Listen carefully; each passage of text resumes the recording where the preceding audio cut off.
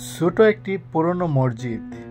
এই মদিনা শহরে এখনো চোখে পড়ে পুরনো বাড়িঘরগুলো, ছোট ছোট বাড়িঘর যেন নিদর্শন হয়ে আছে। এখনো কিছু মানুষের বসবাস এখানে।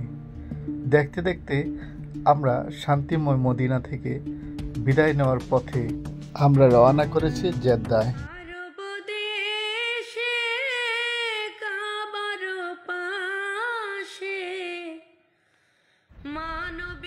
আমাদের প্রিয় নবী হযরত মুহাম্মদ সাল্লাল্লাহু আলাইহি সাল্লাম যে স্থানটিতে থাকতেন মদিনায়, তার আশেপাশের এলাকা জুড়ে এখানে আবহাওয়া এবং সব মিলিয়ে অত্যন্ত শান্তির স্থান।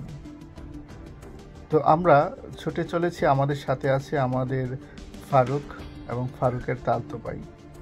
আমরা এসেছিলাম ঈদুল ফিতর নামাজ আদায় করার উদ্দেশ্যে। এখানে আমরা নামাজ আদায় শেষে যখন আমরা ফিরি, তখন আমাদের চোখ ভুলে যায় এবং চোখ ভুলিয়ে দেয় নিদর্শনগুলো।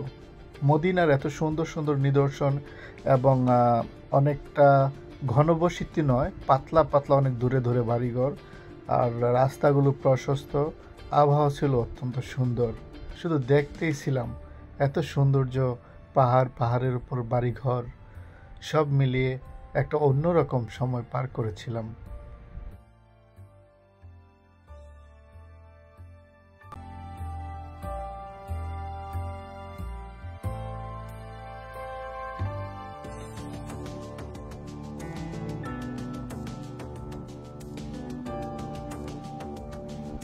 সত্যি যেন ভাগ্যের ব্যাপার। মদিনা শহরে অনেক কিছু আছে, সব কিছু আমাদের দেখা না হলে অনেক কিছু দেখেছি আমাদের ভাগ্যের গুণে।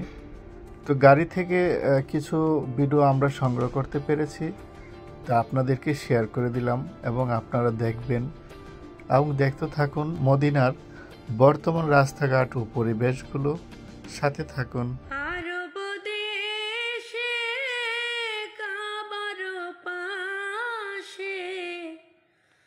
মানবের সেরা মানব এসেছে, মামিনার কোলে চন্দ্র দোলে, পাখিরা ডালে ডালে সুর বেঁধেছে।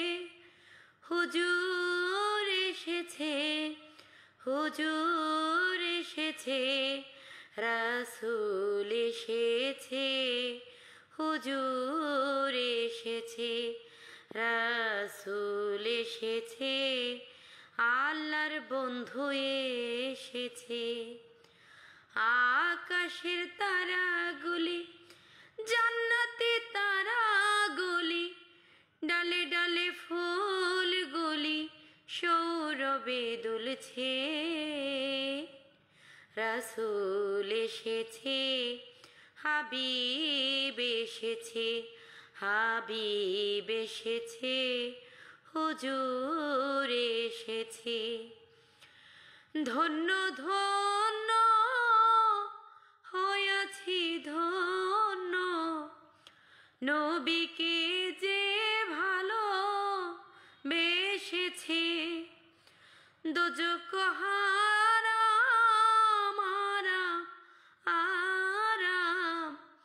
জান্নাতে তার নাম লিখেছে।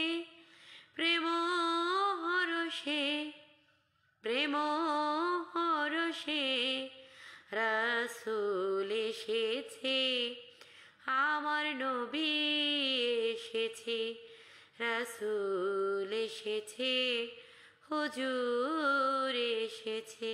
আলহামদুলিল্লাহ, আমরা দীর্ঘ 12 ঘন্টার সফর শেষ করলাম, যেখানে আমরা জেদ্দা থেকে গিয়েছিলাম মদিনায় এবং ঈদ উদযাপন করেছি। আলহামদুলিল্লাহ, মসজিদে নববীতে ঈদের নামাজ আদায় করেছি এবং সুষ্ঠুভাবে আলহামদুলিল্লাহ আমরা জেদ্দায় পৌঁছেছি।